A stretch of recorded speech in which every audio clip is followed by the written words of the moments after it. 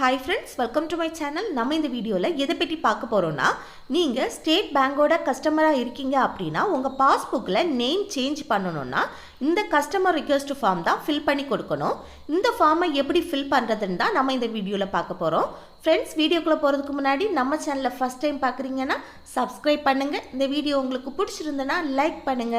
Okay, இந்த வீடியோக்குள்ள போகலாம். இந்த ஃபார்ம்ல ஃபர்ஸ்ட் பாருங்க டேட். என்னைக்கு இந்த ஃபார்ம் ஃபில் பண்ணி கொடுக்குறீங்களோ அன்னைக்குள்ள டேட்டை ஃபில் பண்ணிக்கோங்க. அப்புறம் பிரான்ச் நேமை ஃபில் பண்ணிக்கோங்க. அப்புறம் பாருங்கள் ஃபர்ஸ்ட் அப்ளிகேன் நேம், இதில் உங்கள் நேமை என்ட்ரு பண்ணிக்கோங்க. இப்போ நீங்கள் ஜாயிண்ட் அக்கௌண்ட்டாக இருந்தீங்கன்னா அந்த செகண்ட் அப்ளிகேன் நேமையும் அதில் என்ட்ரு பண்ணிக்கோங்க. அப்புறம் அக்கௌண்ட் நம்பரை என்ட்ரு பண்ணிக்கோங்க. அப்புறம் மொபைல் நம்பரை என்ட்ரு பண்ணிக்கோங்க. நேம் சேஞ்ச் பண்ணுறதுக்கு 9th ஆப்ஷனை டிக் பண்ணிவிட்டு சேஞ்ச் மை நேம்னு இருக்குல்ல, இதில் உங்கள் நேமை கரெக்டாக எழுதிக்கோங்க.